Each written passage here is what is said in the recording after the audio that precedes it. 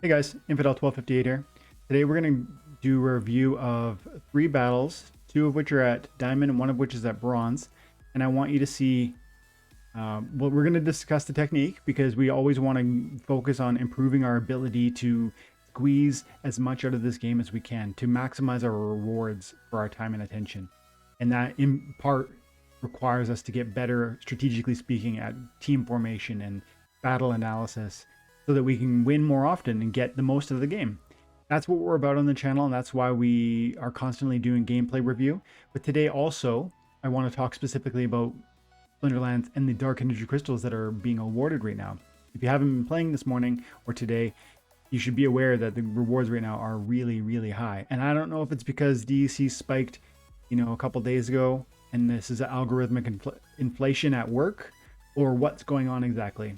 It might be because the season just ended and there's fewer people playing. I don't know what, but the rewards are really high. You're getting about 200 DEC to win in gold, which is, roughly $3 US per win. I've earned probably $40 US today playing the game. I've got like an 80% capture rate, and I'm getting $3 per win. And I'm getting probably $4 per day at Bronze, which is ludicrous because the game costs $10 to play at Bronze. So this game rewards you for your time and attention, and if you play it and you reinvest the value that you end up getting out of it, you're going to find that this thing will snowball and transform your life. That's why I'm passionate about it, and that's why we talk about this video game all day, every day. If that sounds interesting, make sure you like and subscribe. And if you don't know, my name's Dwayne, and I go by Infidel1258. So let's get in some gameplay review, and let's check out these DEC rewards. Before we do, one more indication that this game pays you for your time and attention. My cards are up to 122,000, which is almost a new all-time high. I think at 125 was my previous high. And you might think, oh, well, that's card appreciation that you enjoyed, but that era is gone. That's like, you were here when Bitcoin was $100. No, I was buying old cards. Yes, there are some of those cards you cannot buy any longer for prices that are reasonable, but there's a ton of cards in here that are super reasonable. It's mostly the new reward cards, as I've told you guys probably 1,000 times. People are selling these cards for 14 cents, and I promise you, a day is gonna come where somebody says, "I used to sell Venari heat smells for 14 cents," and everyone who wasn't here at that time is gonna laugh and say, "What? Why would you give it away for 14 cents?" Because these cards are going to be $1 easily, and it might be a year or two from now, but that's like a 10x appreciation in a year of your money. Plus, a card like this could be useful to you. Pellicor Bandit, especially. Pellicor Deceiver, definitely. Lion, I love. All of these cards are useful, and they help you win, which would improve your ability to earn on a daily basis, as well as that appreciation that we just mentioned. So, no, my appreciation is indicative of not something that happened before, but something that's happening now. And if you want to prepare your own deck and start, spending your own time and attention, as I did 3 years ago, you're going to find that in 1 or 2 or 3 years from now, you're going to be in the same position I am. And it's not magic. It's just an investment of time, attention, and yes, some of your own money. So let's get into the ranked battle.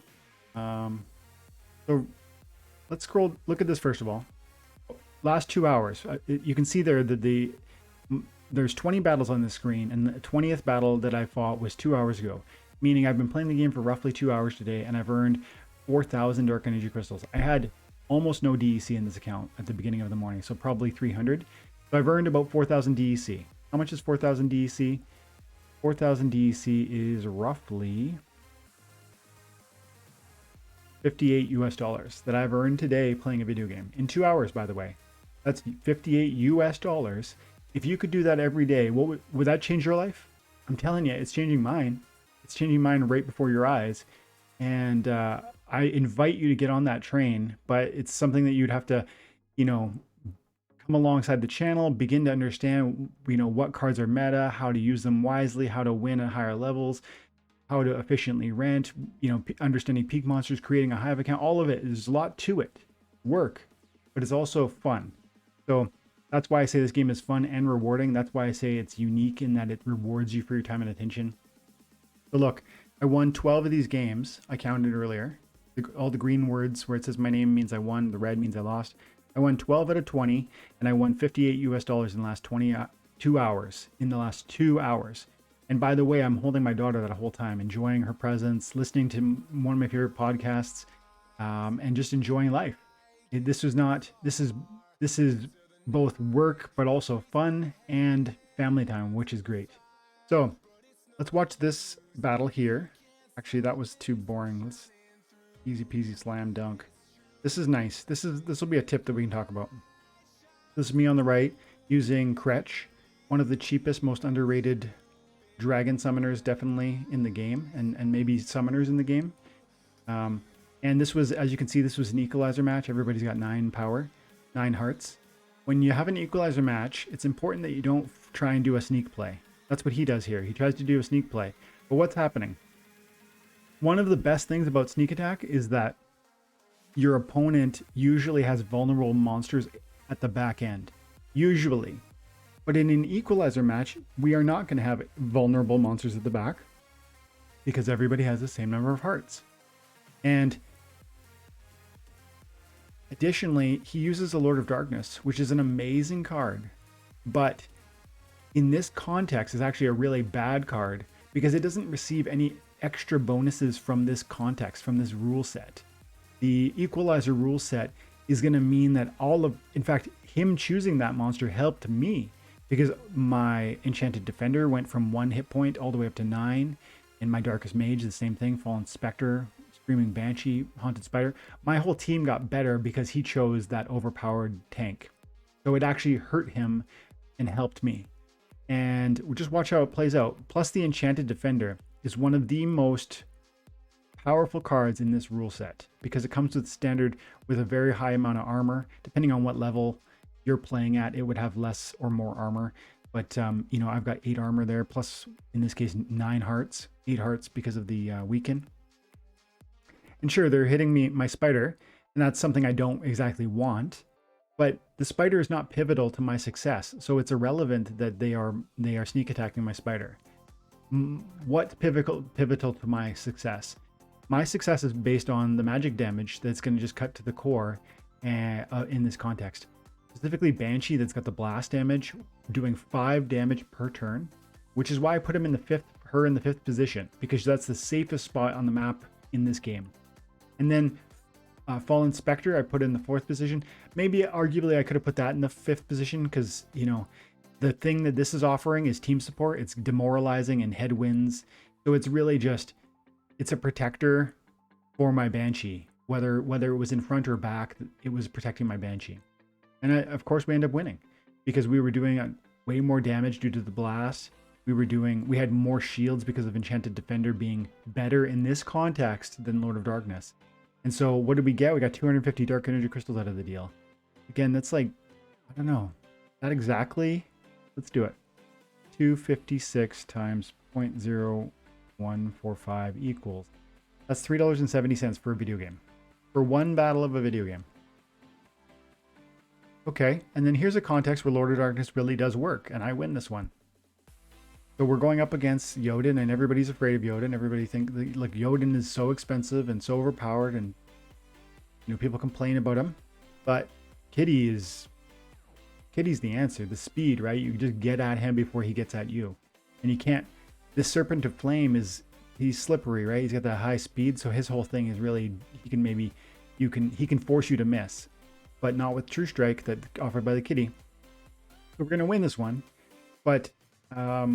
What I like to do with this build when we have 40 or so power is I do Lord of Darkness, and I know he can beat whoever he goes one-on-one with as long as he's with Kitty, because he's never going to miss and he's going to get that heal.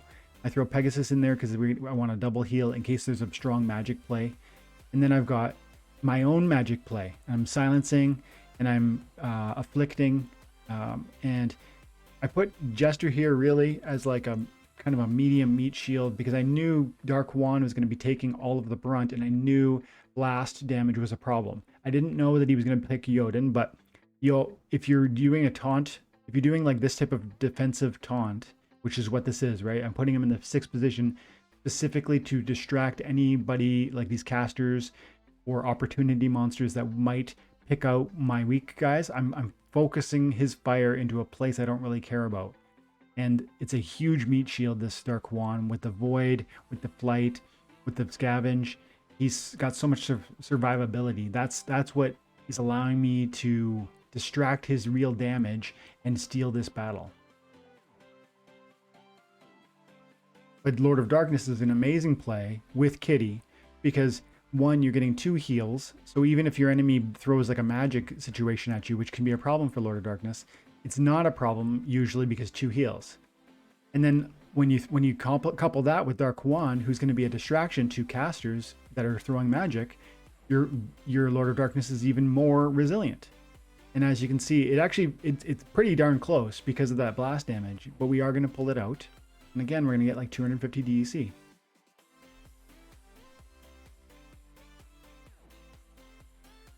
He's slowly chipping me down, but every time he does, he just gives the Dark Juan 1 more life.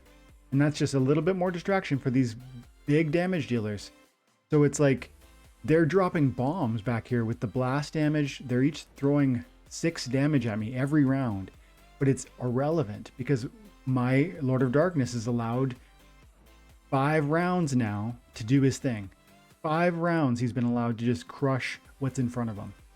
And these guys were busy hitting something that didn't even matter. So that's the context that you need to give Lord of Darkness his space to rule.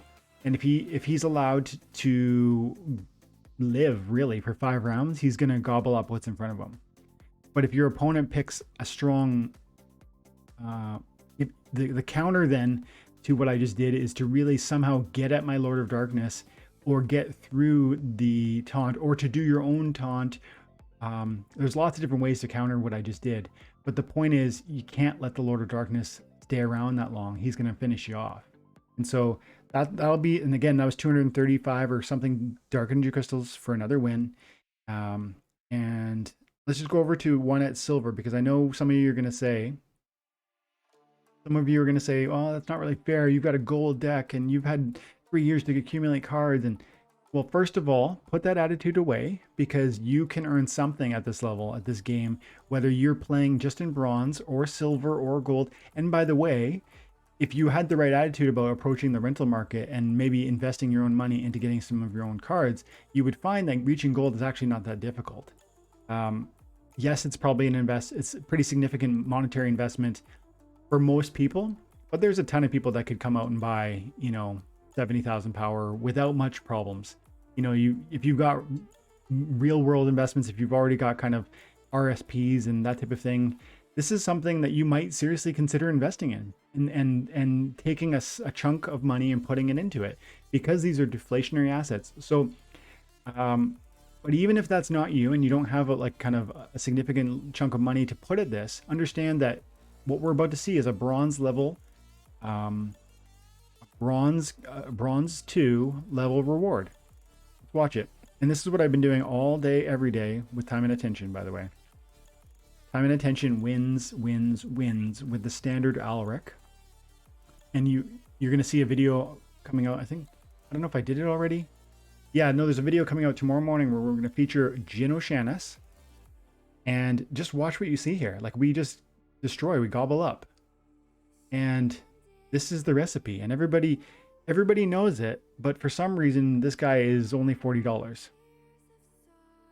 There's nothing to see here except I've got 2 meat shields, and then I've got a 3rd void shield off tank, and that's all that. It's just over. Like they can't harm me, and I can do this 30 wins in a row easily, and I've done it. Like yesterday, I had 25 wins in a row or something with this account. Look at these Dark Energy Crystals, 11 DEC for that win, and that is with a 2% guild bonus and a 5% win streak and a 99% capture rate. So that's not even like a particularly high win streak. It's not even a particularly high guild bonus. I didn't use any alphas or golds. This is attainable to you. You just need to spend a little bit of money renting cards. And if you're going to get this much DEC per win, those cards are going to pay for themselves. And so there are ways to make this work for you, but some of it's going to either require your own personal investment, and definitely your time investment, which is why we say this rewards you for your time and attention. And you just kind of have to decide for yourself whether or not you think that these are meaningful. I'm convinced they are. If you are too, make sure you like and subscribe. Stick around with the channel because we're definitely going to show you ways that you can maximize your returns through your time and attention in this amazing blockchain-based video game. Oh, and now we just have to open our... We're going to claim our daily loot chest. Okay? So this is what we earned while I was grinding this morning for the last 2 hours or so. Check it out.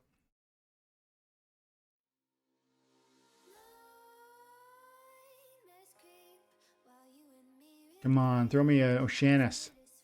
Give me the beast. Okay. That's great. I'll enjoy it. It's not what I was hoping for, but it's not bad. Okay, guys. That's it. This game rewards you for your time and attention. Whether it's DEC per win, whether it's SPS when you hold on to assets, whether it's card appreciation over time, or whether it's free cards for playing the game.